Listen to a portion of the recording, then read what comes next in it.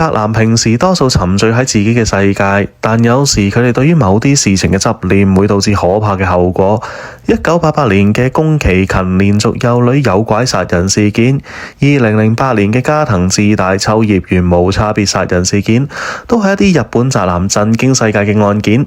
而宅男並唔係一定要迷戀二次元，就好似今日嘅主角，佢本身亦都係一個宅男。不過佢鍾情嘅並唔係漫畫或者係二次元，而佢係對飛行非常迷戀嘅男人西澤裕司。根據當年嘅報道同法庭記錄，西澤裕司喺1970年9月8日出世，屋企位於東京都江戶川區小岩地區。屋企同住嘅有祖母、父母同一個哥哥，算係一個小康之家。根據法庭精神鑑定資料，西澤裕司自幼脾氣已經唔係咁好，經常會為小事發脾氣。進入小學嘅時候，雖然佢成績唔錯，但因為性格較為孤僻，唔係好識同人溝通，所以有時會受到同學嘅欺凌。不過喺屋企人嘅支持之下，佢仍然考入咗名校武藏中學高等學校。呢個時候嘅西澤雖然仍然較為內向，但都結交咗幾個朋友，而且仲會一齊坐火車去旅行。喺呢個時候，佢已經同身邊嘅人講，佢未來嘅夢想係成為航空公司嘅職員。可見佢當時已經對飛機或者飛行有濃厚嘅興趣。中學畢業之後，西澤進入咗名校一橋大學商學院。喺呢段時間，佢閱讀咗大量有關飛行同飛機嘅書籍，累積咗好多有關航空嘅知識。更加喺就讀大學2年級嘅時候，向學校請咗1個月假，去羽田機場做咗1個月兼職搬行李嘅工作。喺大學期間已經對飛行有巨大興趣嘅西澤，當然以航空公司作為畢業後工作嘅目標。佢參加咗日本航空、全日空等日本航空公司嘅入職試，但同佢順利嘅學業之路唔同，呢啲就業試全部都唔成功。加入航空事業失敗，佢轉而選擇佢都曾經有興趣嘅鐵路事業。不過佢投考 JR 東日本同 JR 西日本都失敗，最後佢喺1994年加入咗日本貨物鐵道公司。都總算係投身咗鐵路事業。不過加入咗新公司嘅西澤過得並唔開心，佢離開咗屋企，自己一個搬入宿舍，但佢並唔擅長同人溝通，令到佢喺公司冇乜朋友。喺呢個時候，佢已經開始患有抑鬱症。喺入職2年半後嘅1996年，西澤終於向公司辭職，同屋企人留低咗遺書之後就四處流浪。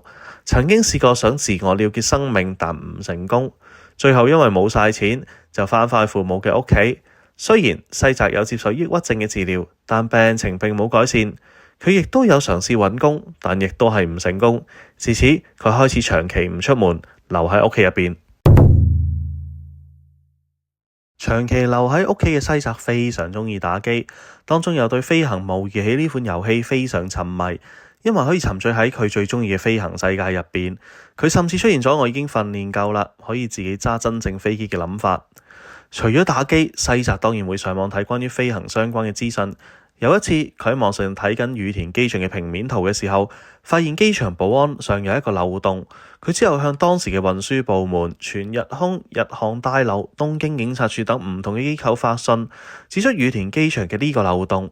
並且喺信中提出希望擔任機場保安嘅要求，但係日子一天一天咁過去，西澤仍然等唔到任何回音。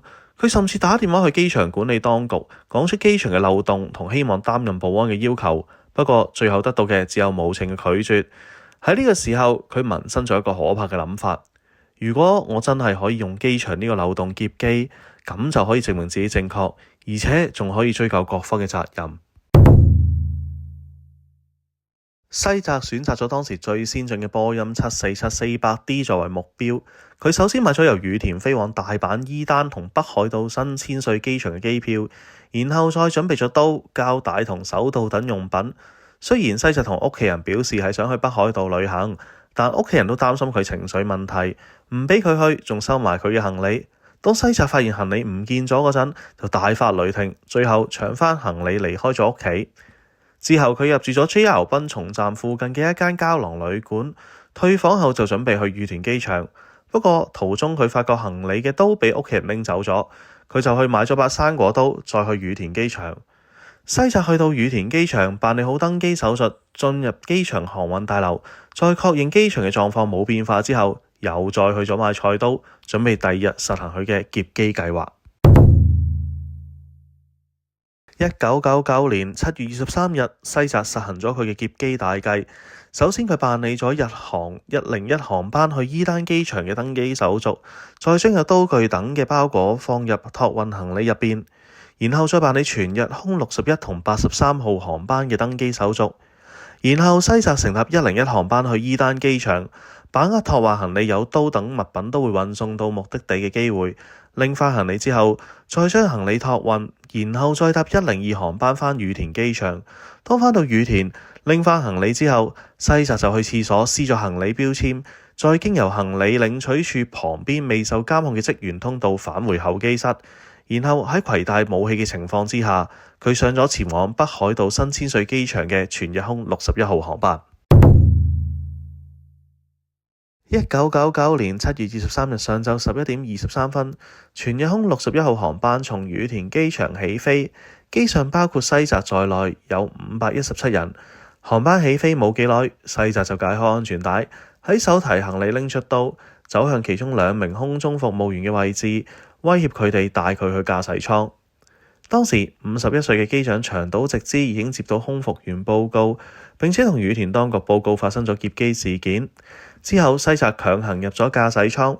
由於當時全日空內部嘅劫機處理流程都以順從劫機犯為最高原則，所以機長長島依照犯人嘅要求向西南方向飛行，好快飛到咗橫須賀上空。但西澤呢個時候再要求機長向伊豆大島前進。